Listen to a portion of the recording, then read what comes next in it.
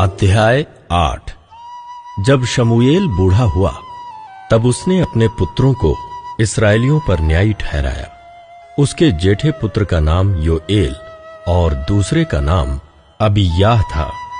ये बेशेरबा में न्याय करते थे, परंतु उसके पुत्र उसकी राह पर न चले, अर्थात लालच में आकर घूस लेते और न्याय बिगाड़ते थे। तब सब इस्राएली वृद्ध इकट्ठा होकर रामा में शमूएल के पास जाकर उससे कहने लगे, सुन, तू तो अब बूढ़ा हो गया है और तेरे पुत्र तेरी राह पर नहीं चलते। अब हम पर न्याय करने के लिए सब जातियों की रीति के अनुसार हमारे लिए एक राजा नियुक्त कर दे।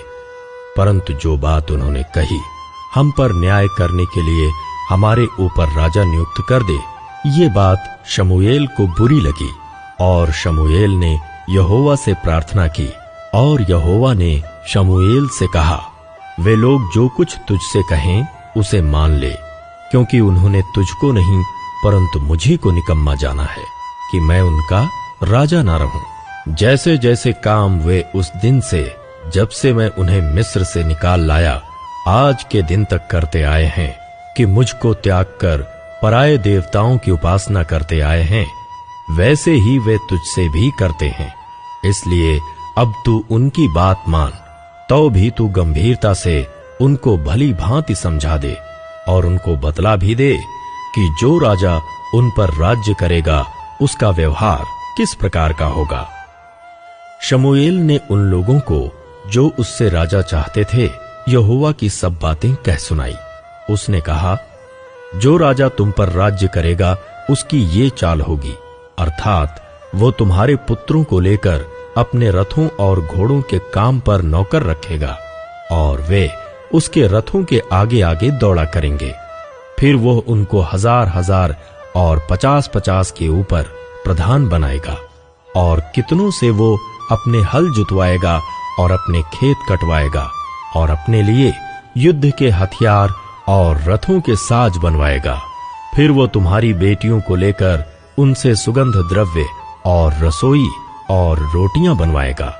फिर वो तुम्हारे खेतों और दाख और जैतून की बारियों में से जो अच्छी से अच्छी होंगी उन्हें ले लेकर अपने कर्मचारियों को देगा। फिर वो तुम्हारे बीज और दाख की बारियों का 10वां अंश ले लेकर अपने हाकिमों और कर्मचारियों को देगा। फिर वो तुम्हारे दास दासियों को और तुम्हारे अच्छे से अच्छे जवानों को और तुम्हारे गदहों को भी लेकर अपने काम में लगाएगा। वो तुम्हारी भेड़ बकरियों का भी 10वां अंश लेगा। इस प्रकार तुम लोग उसके दास बन जाओगे और उस दिन तुम अपने उस चुने हुए राजा के कारण दुहाई दोगे, परंतु यहोवा उस समय तुम्हारी ना सुनेगा।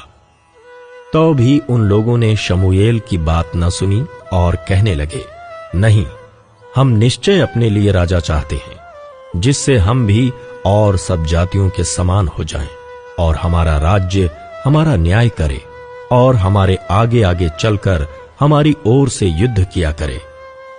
लोगों की ये सब बातें सुनकर शमूएल ने उन्हें यहोवा के कानों तक पहुंचाया। यहोवा ने शमूएल से कहा, उनकी बात मानकर उनके लिए राजा ठहरा दे।